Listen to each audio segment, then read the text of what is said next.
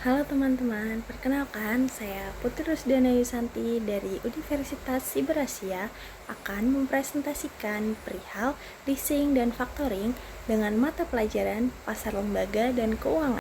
Leasing dan factoring memiliki latar belakang kebutuhan modal sektor real pelaku usaha atau korporasi dan UMKM membutuhkan alternatif pembiayaan cepat untuk pengadaan barang modal dan menjaga kelancaran arus kas tanpa bergantung penuh pada pinjaman bank konvensional yang ketat.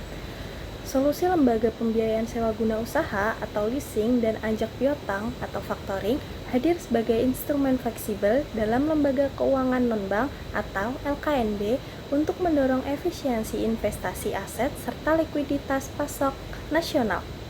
Pengertian leasing dan factoring. Sewa guna usaha atau leasing adalah kegiatan pembiayaan dalam bentuk penyediaan barang modal baik secara finance lease, sewa pembiayaan dengan hak opsi, maupun operating lease atau sewa menyewa murni untuk dipergunakan lease selama jangka panjang waktu tertentu.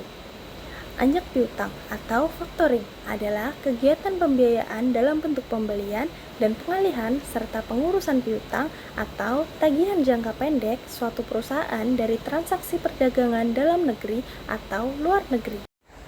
Tujuan dan fungsi leasing dan factoring adalah 1. Pernyataan arus kas atau mengubah piutang dagang yang belum jatuh tempo menjadi likuiditas tunai siap pakai untuk operasional harian melalui mekanisme anjak piutang. 2. Pengadaan aset modal memungkinkan perusahaan memperoleh alat berat, mesin, dan kendaraan tanpa mengeluarkan dana dalam jumlah besar secara sekaligus. 3. Mitigasi resiko kredit membantu perusahaan melakukan pengelolaan administrasi, tagihan, penagihan profesional, serta pengalihan risiko kredit pada non-resource factoring. Jenis dan program leasing atau sewa guna usaha. Leasing terbagi berdasarkan hak opsi kepemilikan dan sifat perjanjiannya bagi pelaku usaha. 1. Finance lease atau sewa pembiayaan. Kegiatan leasing di mana penyewa pada akhir masa kontrak mempunyai hak opsi untuk membeli barang berdasarkan nilai sisa yang disepakati. 2. Operating lease atau sewa operasional. Kontrak sewa jangka pendek di mana lease tidak memiliki hak opsi membeli dan barang biasanya dikembalikan ke perusahaan leasing setelah selesai. 3. Sell and leaseback atau jual dan sewa balik. Pemilik aset menjual aset miliknya kepada perusahaan leasing lalu menyewakannya kembali guna mendapatkan likuiditas instan. 4. Leverage lease melibatkan pihak ketiga, biasanya bank atau kreditor jangka panjang selain lessor dan lease untuk membiayai aset bernilai sangat besar. Jenis dan program factoring atau anjak piutang. Factoring dibedakan berdasarkan tingkat pelayanan, risiko, dan pemberitahuan kepada pelanggan. 1. Full Service Factoring, program lengkap yang mencakup pembiayaan, administrasi penjualan, penagihan, hingga perlindungan risiko kredit macet. 2. Research Factoring, dengan hak regress, perusahaan pembiayaan memberikan dana talangan, namun jika pembeli gagal bayar, risiko tetap ditanggung oleh klien. Non-research factoring, tanpa hak regress, risiko atas piutang yang tidak tertagih sepenuhnya dialihkan kepada perusahaan factoring. 4. Bulk factoring atau maturity factoring, program penyediaan dana atau proteksi jatuh tempo tanpa ikut menguras administrasi penagihan harian secara penuh. 5. Disclosed atau undisclosed factoring, perbedaan pada ada atau tidaknya pemberitahuan formal kepada pihak debitur bahwa piutang mereka telah dialihkan oleh lembaga pembiayaan. Mekanisme kegiatan leasing. 1. Pengajuan permohonan. Lease memilih barang atau aset yang dibutuhkan ke penyedia barang atau supplier lalu mengajukan pembiayaan ke perusahaan leasing. 2. Analisis kelayakan. Lessor memeriksa kondisi keuangan dan riwayat kredit lease. 3. Penandatanganan kontrak. Jika disetujui, dibuat perjanjian sewa guna usaha antara lessor dan lease. 4. Pembayaran ke supplier. Lessor membayar lunas harga barang ke supplier. 5. Pengiriman barang. Supplier mengirimkan barang ke list. 6. Cicilan berkala. List membayar angsuran rutin kepada lessor sampai masa kontrak selesai dengan opsi pembelian aset. Mekanisme kegiatan factoring. 1. Transaksi penjualan.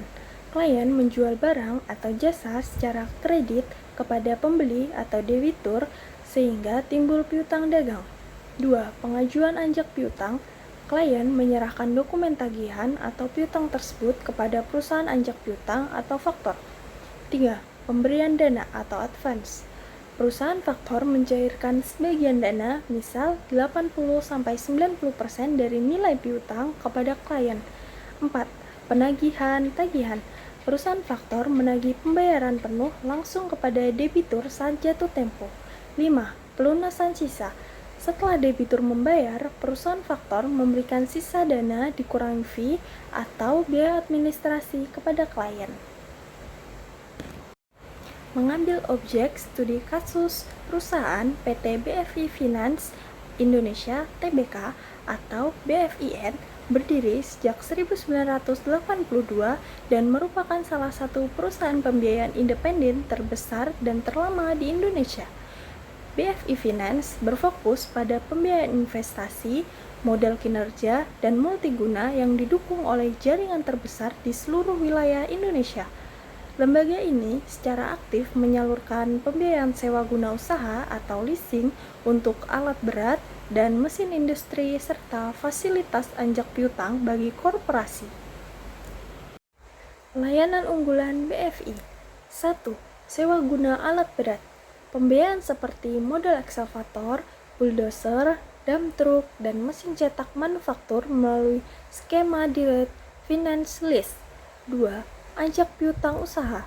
Fasilitas pembiayaan modal kerja berbasis klaim tagihan atau invoice untuk pemasok utama atau supply chain financing guna mempercepat cash-to-cash cycle. 3. Pembiayaan multiguna. Layanan pembiayaan kendaraan bermotor, properti, dan pembiayaan berbasis prinsip syariah melalui unit usaha syariah atau UUS. Walaupun manfaat efisiensi arus kas dan kemudahan akses modal sangat tinggi, di atas 80%, perusahaan wajib memitigasi risiko kredit atau NPF dan risiko legalitas jaminan agar tidak mengganggu rasio kesehatan finansial. Analisis masalah dan dampak. 1. Sengketa eksekusi jaminan fidusia. Ketidakjelasan proses eksekusi langsung tanpa penetapan pengadilan memicu potensi konflik hukum antara lessor dan debitur wan prestasi. 2. Asimetri informasi riwayat kredit. Kurangnya transparansi data antar lembaga keuangan meningkatkan potensi kejahatan fraud pada pengajuan anjak piutang. 3. Dampak makroekonomi. Pengetatan pembiayaan leasing dan factoring dapat menghambat laju ekspansi manufaktur, penurunan kapasitas operasional UMKM, dan perlambatan pertumbuhan ekonomi nasional. Pengawasan dan regulasi industri. Otoritas Jasa Keuangan atau OJK menjalankan peran krusial melalui pengawasan off-site dan on-site untuk memastikan industri pembiayaan tetap sehat dan transparan. 1. Penerapan kewajiban rasio dan gearing rasio dan minimum rasio. 2. Kewajiban pendaftaran jaminan fidusia secara elektronik. 3. Integrasi layanan informasi keuangan atau SLIC dan perlindungan konsumen. Solusi dan rekomendasi. 1. Penguatan digital, credit scoring, and AI. Mengadopsi teknologi kecerdasan buatan untuk verifikasi faktur secara real-time guna meminimalisir risiko piutang fiktif. 2. Sistem registrasi sentralis, invoice, mendorong regulasi pembuatan database terpusat untuk faktur yang difaktoring agar menghindari penjaminan ganda atau double pledging. 3. Edukasi perlindungan konsumen dan restrukturisasi.